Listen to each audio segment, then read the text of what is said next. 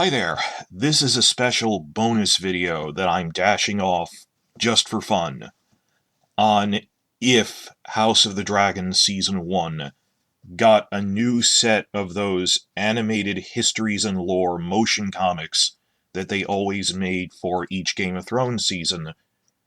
What topics would we like to see covered specifically? I did this every year with Game of Thrones. I'd speculate, on the forums and stuff, going back to the early seasons, even before YouTube, seasons 3 and 4. After the season wrapped, we'd be anticipating the Blu-ray set, and we'd speculate, what do we want to see them make Histories and Lore on, and what will they probably make them on? The probably is pretty straightforward. If they introduce a new geographic region, a new set of characters like a new house, like here's the Martells in Season 4, or a new social concept, they'd make stuff about it. You go through one episode at a time and go, this is a new concept they should make something about. Like you wouldn't make a Martell video for Season 3, they're not in it. So this was always fun, just going through. We get the regional videos are really nice, and people love the Histories and Lore because they weren't even written by Benioff and Weiss or Cogman. Brian Cogman wrote Season 1s, and then he passed it off to Dave Hill, who's just a writing assistant, eventually got to write like 4 scripts. Dave Hill was smart enough to just straight up adapt stuff from the books.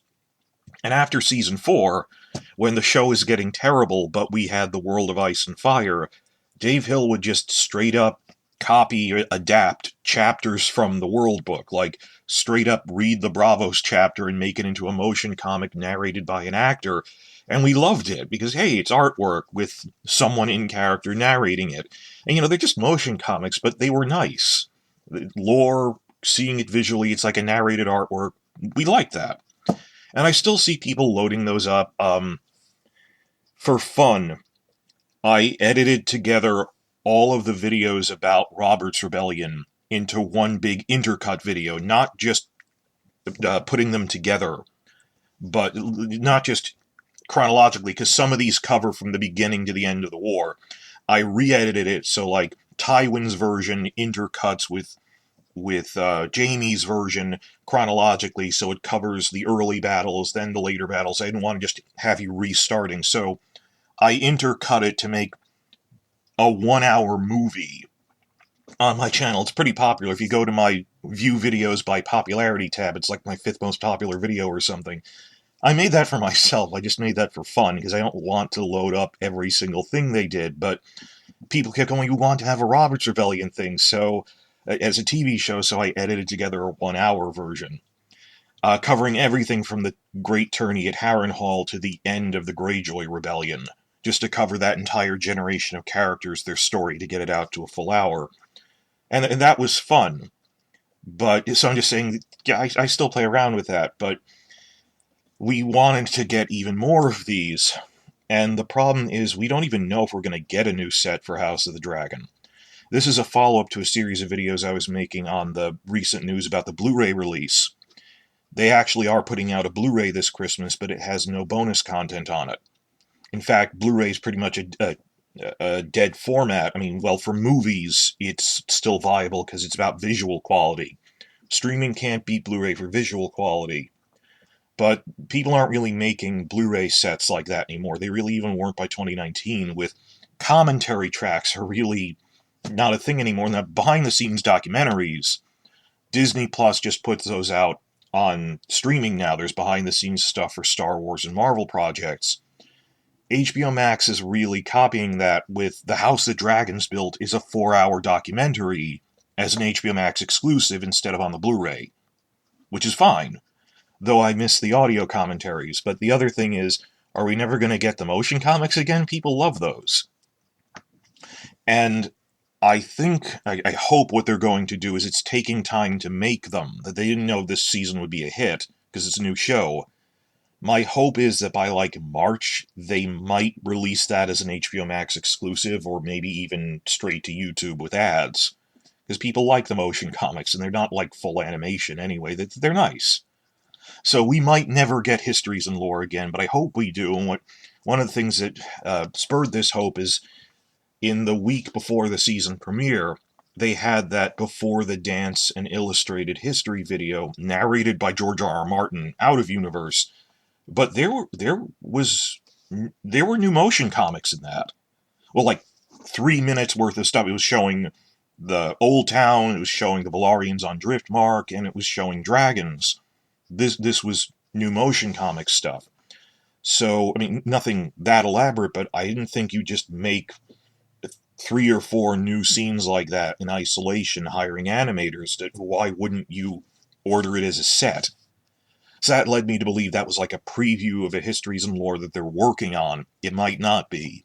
But that gave me hope that they haven't completely abandoned that. They put out this stuff for the illustrated history thing.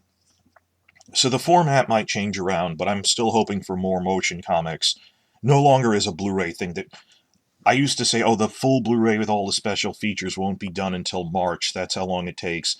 Now I think the stripped down in time for Christmas version with just the episodes themselves may be the only Blu-ray we ever get. And the special features are, like House of Dragons built as an HBO Max exclusive.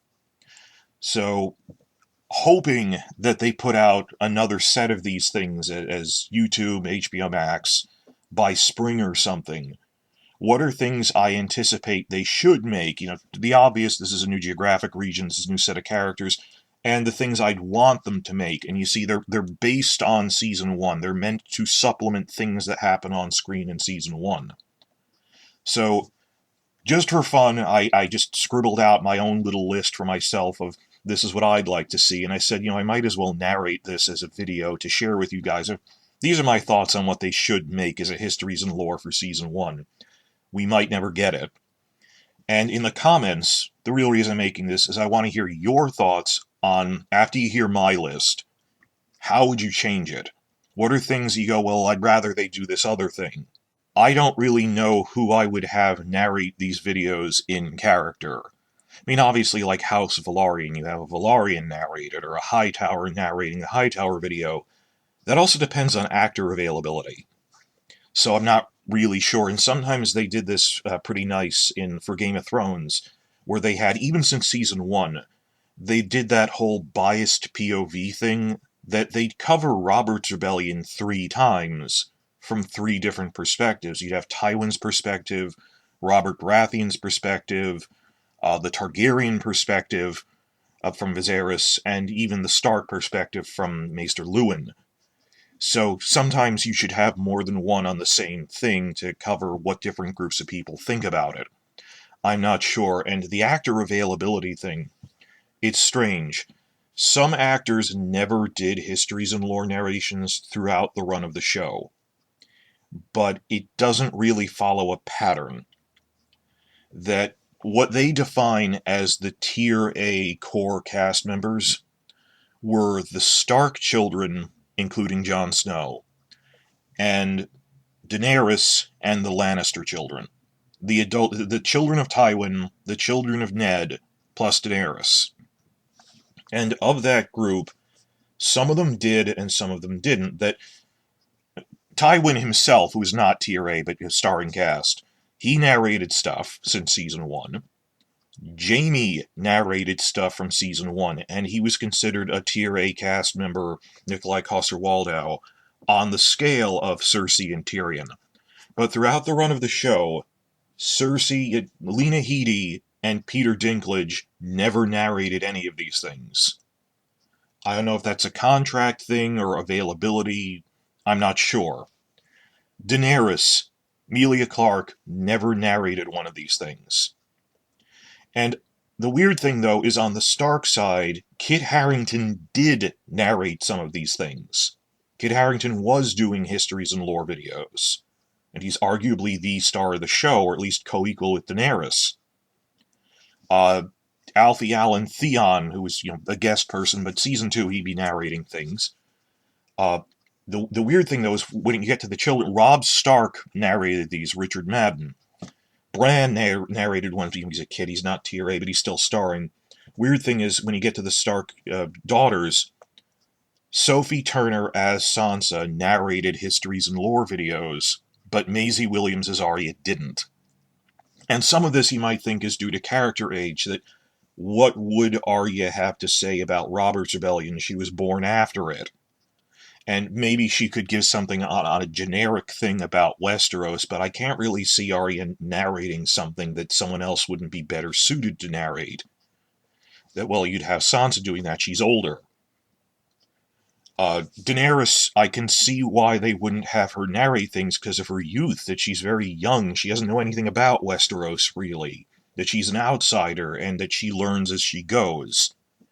So I can see why they had Viserys, her brother, but then you'd have Kit Harington narrating things about the Night's Watch that he'd learned in Season 1, or History of the North he grew up with. Well, he is older than Arya, but it's weird, but that I could get with as, oh, well, actor availability, they're younger characters. Tyrion should have narrated stuff. Cersei should have narrated stuff. Must be due to actor availability. And I know that Lena does voice work. She did voice work for HBO's Infinity Train thing for Cartoon Network. I don't know, and Peter Dinklage does video game voiceover. He could have done this in a session. I don't know why he didn't do that.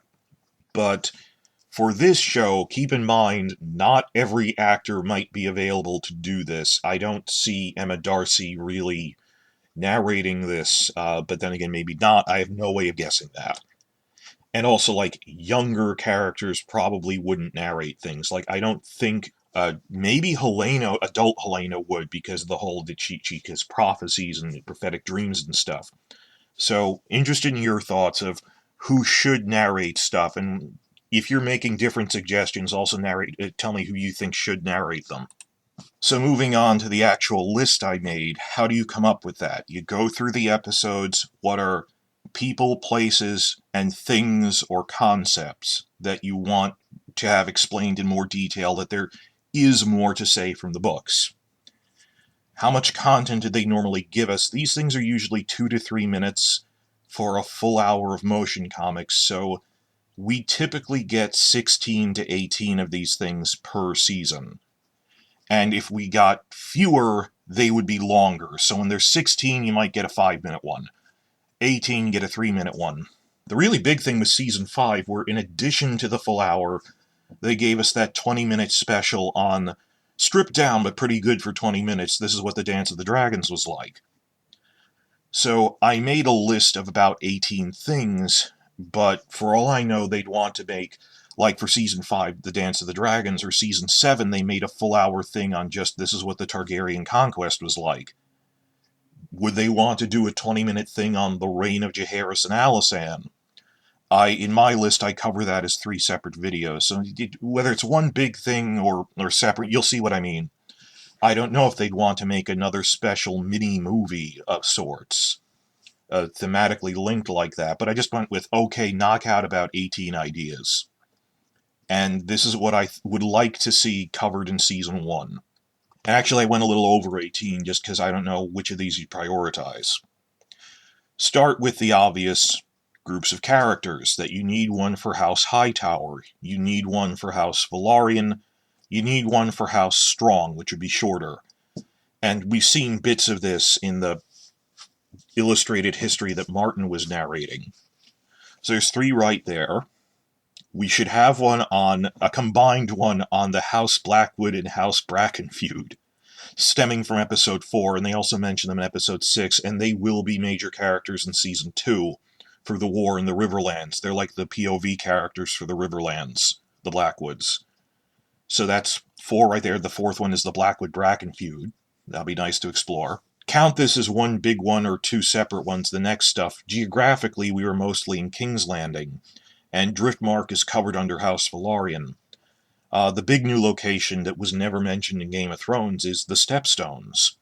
So have a video on the Stepstones, just explaining there was the broken arm of Dorne, and because just showing on a map, any trade that needs to go into or out of the Narrow Sea needs to pass through these things. They're pirate dens. For that matter, because most ships hug the coast, even east-west travel has to go past them most of the time. This is the crossroads of the world, north, south, east, west. And there's nothing there. They're rocks. But just talking about the pirates there in the Stepstones for like 2 minutes, and some nice pictures of pirate ships and stuff, that'll be fun. You need to explain, well, this is a new location. And tied to that, the Triarchy. because they didn't really give the background on it. It's short from the books that it's this triple alliance between longtime enemies, Lys, Myr, and also Tyrosh, they defeated Volantis, they formed a triple alliance, and now they're threatening Pentos to the north and Volantis to the east. You might even combine that with the Stepstones into one video. Tell me in the comments. Just what exactly is the Triarchy? What are the Stepstones? Why are they doing this? Moving on from that, and this isn't groups of characters or locations anymore, but concepts and events that came up. A more thorough explanation of Daenys the Dreamer and the Doom. This brings up another issue I said before, that you might not want to retread things that the Game of Thrones Histories and Lore already covered because they know we watched them. Like, they don't need to do Targaryen conquest a second time in elaborate detail because they already made a full-hour movie on it for Season 7, motion comic movie. And you might want to have, well, this is Viserys' perspective on the conquest, this is the Hightower perspective on the conquest. That's a new variant, a new angle on these events, but the factual events themselves we're familiar with. You're going to recover it, do it from a different perspective, but whatever. Point is, Chapter 1 of the Conquest and Rebellion Histories and Lore for Season 7 did explain who Daenys the Dreamer was by name and showed her and her father fleeing to Westeros, but it was really only like 3 slides. And they only covered it once, so yeah, I'd like to see them cover that in a bit more detail with different artwork, by just a variant artwork narrated by someone else, this time emphasizing it was because of a prophetic dream. And in more detail, more focus on it. Next one after that, and at this point, this is like 8 ideas into this, is follow chronologically, that from Daenys the Dreamer you have the post-conquest Targaryens leading up to Aegon the Conqueror. The through line is that the title will be, why did he suddenly conquer Westeros after 7 generations of them just hiding on Dragonstone as doomsday preppers? That they survived the doom and they were isolationist. And there's, starting with, let's see, there's Daenys, then her children. It's counting Aenar as the first generation, Daenys is the second, Aegon the Conqueror and his sisters are the 7th generation. And just rattle off the family tree. There's no information really of just son succeeding fathers, brother succeeding brother, leading up to like 30 seconds of dialogue explaining they didn't do anything for 100 years. But also explaining the detail that they came there with 5 dragons, one of which was Balerion, and the other 4 died over time, just from old age, but they left eggs behind from which hatched Meraxes and Vhagar, so it's also explaining where Vhagar came from. But just something on after the Daenys the Dreamer one, have one on the... Oh, they actually mentioned the Century of Blood by name this season. I think it's the first time it's been mentioned live action. So you might mention that in the Triarchy one. I don't know if you'd want one on the Century of Blood, because they've actually had a couple of videos on. There's actually a Histories and Lore titled The Century of Blood, I think. So either do a better, different version of that, just saying the Triarchy one you might want to do that with. But this one is, during that post-Doom century, they didn't do anything. Why? And have someone else remarking on why did Aegon suddenly get interested in Westeros? Things that we've been saying in speculation videos of, like me, David Lightbringer's also been making these of looking back at Aegon's actions in a new light. Why did he do the things he did, both during the conquest and after it? Because he thought the White Walker invasion was imminent, and he needed to unite humanity against them. And reassessing that, of just have like a maester or something, or one of the other characters pondering, I wonder why he did that. And in such a way that it's a leading question of, he must have had a prophecy. Moving on from that, I don't think you should cover the Targaryen conquest in much detail. We already know what happened. Just in the Aegon, the Quiet Century, and then Aegon allude to just quickly, and then there was Targaryen conquest. But we already covered that, so moving on, we're now looking at backstory to the immediate generation from Season 1. It's like we briefly saw Jaehaerys, so covering Jaehaerys' time up to the present is now what we're looking at, following through on that. And they mentioned Maegor the Cruel a few times in the early episodes, and like remarking on there hasn't been a full-scale war in 60 years. That war is beyond living memory. We've had, pirate skirmishes, but that's nothing. At the start of Season 1, and then by the end of Season 1, it's been 80 years since a major war. And that will be a factor here, that they have to learn on the ground how to fight a war in many cases in this. I keep comparing it to the American Civil War. There hadn't really been a war on that scale. Even the Mexican War, there hadn't really been one in so long, and an industrialized war on top of that.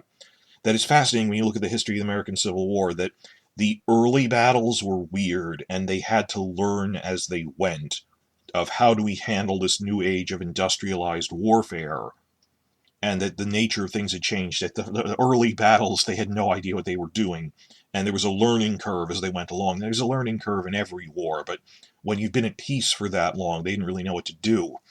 Or like the learning curve at like the beginning of the First World War, when they were adapting to, well, we're starting to have these trenches with machine gun nests, and that Westeros has been at peace to the point there hasn't been a war in living memory. Like even, just pirates in the Stepstones is nothing. So this one on my list is maybe the Faith Militant Uprising. I don't think they'd have time to do it in detail, and they shouldn't in terms of like explaining who Poxy Jane was and specific events. They've only covered it sporadically in the earlier histories and lore. They had one that the High Septon narrated in vague, generalized for 3 minutes. It was good, but not specific war stuff. And they had another one on Maegor in Season 8 trying to say that Targaryens are always crazy, which you can see where that directive was coming from, the spin they were trying to put on it.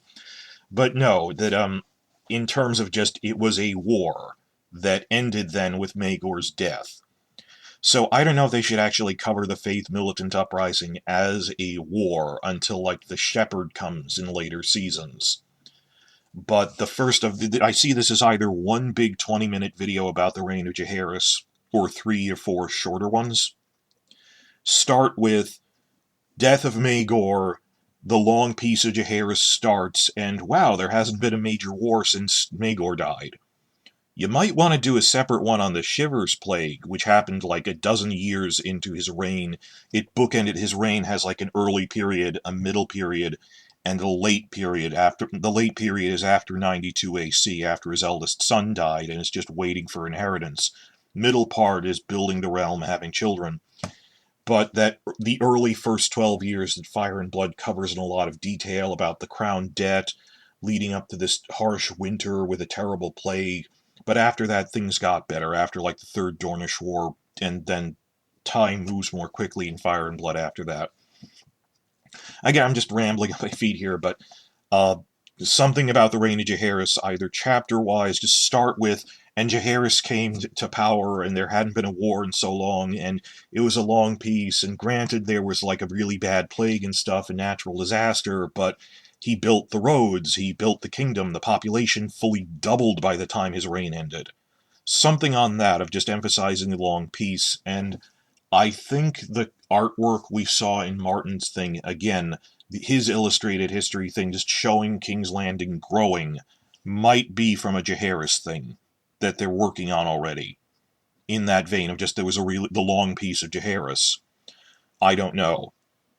Moving quickly through the rest of these, though, it's after that you'd have like one on Jaehaerys and Alysanne's younger daughters drive him crazy. Because they mention that in episode 3 of, Viserys is going, has any king ever had these problems? Well, and Lord Strong goes, well, Jaehaerys was a great king and his children drove him crazy, particularly his children. Don't feel too bad about it. He goes, yeah, I guess. That just mention the stuff with his children, with Sarah rebelling against him, explain who Daela was, that she married into the Arryns, explaining where Emma Arryn comes from. Next, this one they really need. Jaehaerys and Alysanne, the heir and the spare. Turns out in an interview, Martin said this is how he wanted to start Season 1, which I say that's a little too early, George, but he wanted to start Season 1 with the story of how Jaehaerys' 2 sons, Aemon, who's like this Robb Stark straight arrow, and the bit of a wild child, but not nearly as much as Daemon's second son, Balon. Balon's the father of Viserys and Daemon. And they're the heir and the spare, but Aemon died in a minor skirmish with pirates from just a really lucky crossbow shot to the throat, and then Balon died of a burst appendix. That's something pretty obvious on the list. We'll explain how we mention his two sons died, and later on, very quickly, Viserys says, "My father died of a burst belly, a burst appendix." Show that in a motion comic. Seems pretty obvious. And that one, the death of his two sons, neatly leads into something on the Great Council Harrenhal, explaining, we mentioned briefly there were 14 different claimants. Well, who were they? Well, some of them were Sarah's bastards, some of them were fakes. One was a minor descendant of Daenerys the Dreamer through a younger daughter.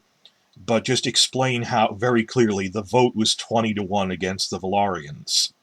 Now, the council's slightly different in the show because they aged up or de-aged some of the characters. That if we figured out that Laenor wasn't born yet in the TV version, he was like born a year after the Great Council based on his age. That in the books it was a vote between Laenor and Viserys. And the TV show made it Rhaenys and Viserys because they said, well, Laenor's younger. It doesn't really matter because it was a vote between Rhaenys' bloodline and Viserys. So I was a little shocked for 2 minutes there, but then, okay, it's between Rhaenys' bloodline and Viserys. That's the real question there, not Laenor as a person. So I think they should explain all of that, and a big background element I want them to put in to set up for Season 2 is explain why the Starks were one of the few great houses who voted for the Velaryons, which is really shocking to everyone. I've made videos on this, that in-universe shocking, that the Starks were apolitical. They never took sides in anything. And that suddenly they voted for the minority candidate. Well, explain the new gift land deal. That Jaehaerys seized more lands for the Night's Watch from them, and they were like, why do you want to give more lands to the Night's Watch? Yeah, we like them, but we're already giving them produce from that land and stuff. If you give it to them, it'll be gradually ignored, and like 100 years from now, it'll just be abandoned. Which it is, by the time of Game of Thrones. And the subtle hint that Jaehaerys thought the White Walker invasion would happen either in his lifetime or his children's lifetime. Martin emphasized that they always thought it was imminent. So it's a little, hint, hint, nudge, nudge. He thought they'd need that new land soon and didn't care if it would be abandoned 100 years in the future. He thought the crisis was imminent. That's why he seized the new gift land. So show that with a map, show the Starks were upset about that, so they voted for the Velaryons. And that's why you'd think, why would these, dour Northmen support Rhaenyra? And, well, they were on the Velaryon side at the time and were annoyed at everything. So that's how that happened. That you'd be backstory that wasn't quite on screen live action, which I wanted them to get to. And rounding out just lists of ideas here, might want to do one on how primogeniture works. And this is tying into episode 8 with the Velaryons, that a daughter always comes ahead of a lord's younger brother. That this is like a microcosm of what happened to Rhaenys, that when Vaemond Velaryon says, well, Laenor's children are bastards, they needed a line of dialogue of someone saying, in which case Corlys's daughter Laena was ahead of you in line of succession, and Laena's dead, but her daughters Baela and Rhaena are now the heirs, not you. He says to Rhaenys' face, and Baela's just standing there. I wish they had a line of dialogue for pointing out, Baela's standing right there. She would then be the heir to Driftmark. That's how this works. And then they go, well, okay, we'll have a betrothal between Baela and Jace to just settle the issue. Fine, and we'll go along with that, which is the third option that works. But emphasizing, Rhaenys was the child of the older son. By every law of the land, she should have come first. And they skipped that because, it's a new royal line. We might have a new inheritance law that's different from normal inheritance law. explaining the Bela Driftmark thing and by extension Rhaenys. This is like my 14th or 15th idea on the list. I think they should make a video explaining Moon Tea, because it came up twice. It actually is in the books. They might not want to do that. I don't know. There's detail on, well, what is Moon Tea? And there's a lot of questions about that. We don't really know what their societal attitudes are, but a quick one on that, I think. 15 here, idea 15, is I couldn't think of a good catch-all for the dragons, because they touch on so many other things, so the Dragon Keepers and the Dragon Mount is what I could think of. Thinking of episode 8, how you have Daemon fetching dragon eggs from inside the volcano, that you see their nests. That you'd like have a Dragon Keeper, or someone explaining what the Dragon Keepers are, that they're this order of guys who tend the dragons.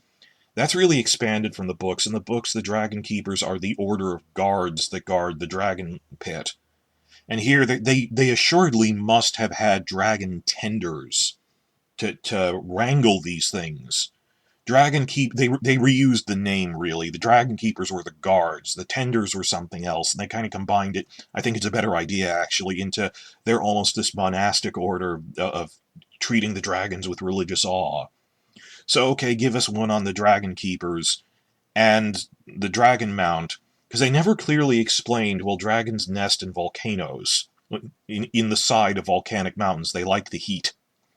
Not like in the lava, but close by. And, like, Game of Thrones, even the final seasons, kind of forgot that Dragonstone has a volcano on it. An active volcano. Like, they mentioned that there's volcanic rock there with the obsidian, but a catch-all on Dragon Keepers, how to train your dragon, and the Dragon Mount of how they nest like that. Idea 16 here is King's Landing. I don't know if you'd want to do this twice. My idea was like explaining how it's a boom town that didn't exist 100 years ago when the story starts. That a problem is because it grew with no urban planning, there's all these slums in it, like Flea Bottom, that they didn't really plan it out. And Jaehaerys fixed it as best he could. He tried to remake the streets, make the sanitation, irrigation systems, but there was only so much he could do with a work in progress. It's the difference between, like, playing SimCity, planning it out advanced, versus doing your best to fix a challenge where there's a pre-existing city you have to fix. Is really hard to do without just knocking everything down, urban renewal. So maybe have, like, Mysaria or someone else explaining, wait, why are there, like, child fighting pits and there's just these slums in episode 1 that he's clearing out? That was a major location, Flea Bottom, so explain, well, this is where Flea Bottom came from. They already had a Flea Bottom video with Davos in an earlier season. But that's just what Flea Bottom is like now. Like, have a video emphasizing it was due to poor urban planning, with, like, photos of the city and stuff, and just showing that. Maybe even have, like, 2 rival videos. Like how they'd frame the Roberts Rebellion stuff. Have one of someone saying how great King's Landing is and all the great things the Targaryens built, and then contrast that with, like, Mysaria explaining, yeah, and there was no urban planning, so there's slums everywhere. And we didn't really have a good police force until Daemon came around and restored order by creating the Gold Cloaks. We didn't even have a police. The police were a joke in the first 100 years of the city. The City Watch was nothing. They were just hired goons that weren't even regularly outfitted with equipment and uniforms. And my last idea, depending on how you count, this is idea 18 or something. I want a regional geographic video on the Crown Lands. This is something stupid. It's been since season 4 when we started getting those regional videos on, like, Natalie Dormer as Marjorie Tyrell giving a regional video on the Reach. And she'll say, this is what the Reach is like, some of its history. And other than the Great House, here's 3 or 4 major vassal houses you need to know. Not like every region has like a dozen major vassals. Not like all of them, but the highlights, the major ones. The High Towers, the Tarleys, the Florence, and so forth. And they do these regional videos. Then they'd have, like, Brynden Tully doing one for the Riverlands. Well, There's the Blackwoods and Brackens and Freys and Mallisters, and then whatever the hell's going on at Harrenhal. Or Tywin doing a regional one on, well, there's obviously the Lannisters, but then there's the Cleganes, there's the Leffords are supposed to be guarding the Golden Tooth, there's House Payne, and of course the Starks. You don't mention every single northern house, but like, well, there's the Boltons, there's the Karstarks, there's the Manderleys, there's the Umbers. The top 3 or 4, maybe 5 vassals of note in a given region. And there's 9 regions in the 7 kingdoms, because there's the 7 kingdoms plus the borderlands, the riverlands, plus the capital region, which is the crown lands. And we never got regional videos for the crown lands or the Iron Islands, actually, because they never introduced other vassal houses. I remember Red Team Review and Preston Jacobs are recently making fun of this, that they never introduced other Ironborn houses, which is kind of weird when they're the group with an elected monarchy, that it matters that there's other houses that don't see the Greyjoys as particularly higher than them. That, well, I can stand for election. I'm from House Goodbrother. I'm from House Harlaw. And arguably we did get a regional history in that sense. They didn't, like, go over the name of every island, but they showed a map, and they had TV Euron explaining, this is what the Kingsmoot is. It was a historical more than geographic video. This is the old way of the Ironborn up to Corran, the Corran was their king, Greyjoy, and then we had House Hora, and just they show that from the Kingsmoot era to the era after that. Didn't really, but it even showed some of the heraldry, but it wasn't like they didn't. Why mention the names of people who aren't on the show, I guess? But you could argue the Iron Islands got one. We never got a regional video for the Crown Lands, and I'd really like one, because they never mentioned the name in dialogue in Game of Thrones to explain this isn't part of any other kingdom. There are some houses that are just sworn straight to King's Landing. And it's this hodgepodge that they carved out from other nearby kingdoms, that there used to be this Targaryen mini-kingdom, this island kingdom, during the Century of Blood, where it was Dragonstone and Driftmark under the Velaryons. And, of course, also the Celtigars on Claw Island, remember them. That it says that in the World of Ice and Fire, that he says, the 7 Kingdoms is a misnomer because it's just what happened to be there at the time. It never even included Aegon's Island Kingdom into the count, which wasn't that big, but, had influence over the seas. Whatever, so there's, like, bits of Valyrians on the islands. On the mainland, they used to be part of the Riverlands that was ruled by the Stormlands, but, like, the Macys and Bar Emmons were closer to the Targaryens, so they joined them to launch the Targaryen conquest, as Massey's Hook is always closer to them, like the Stokeworths, the Rosbys, Duskendale, and so there's Andal there, and then you got Cracklaw Point, which is these pine barrens filled with bogs. I always think of them as like the New Jersey Pine Barrens, which Martin would be familiar with. He's from New Jersey, and that they were sworn directly to Visenya. That's how the Crown Lands started. Am I wrong in assuming that Cracklaw Point, with all these pineys there, must have a lot of First Men blood in them? Because you always get the sense that the Andals were never quite able to overtake. They said, well, we won them in through intermarriage, that we couldn't conquer them, so we made political alliances through marriage. So obviously, like the Lannisters even, or the Tarleys or Tyrells, they've intermarried with Andals, but there's a lot of First Men there. So it's this hodgepodge of First Men, Andals, and even Valyrians that they just combined together to make this 9th Kingdom. But going over, this is a tie-in to episode 10, where they list off a lot of Crown Lands houses really quickly. That you've got, if you only mention 4 or 5 of them, that there's obviously, this is King's Landing, this is Dragonstone, this is Driftmark, covered in other videos. But then who do you mention beyond that? Well, we got, counting on my fingers, well, this is where the Celtigars come from, and this is where the Macys come from. Rhaenyra's handmaiden is a Massey, Alinda Massey. She has speaking lines to explain who the Macys are, and then explain who the Stauntons are or something. That's the third one. Just really fast, like over a map with flags on it. these are the different Crown Lands houses because they're going to be important in Season 2. Of just where is Rook's Rest? There's going to be a big battle there.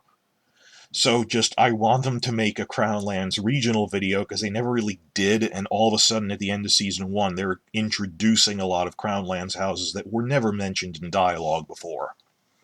So this has just been a rant for anyone who is interested in it. How would I do a Histories and Lore for House of the Dragon Season 1?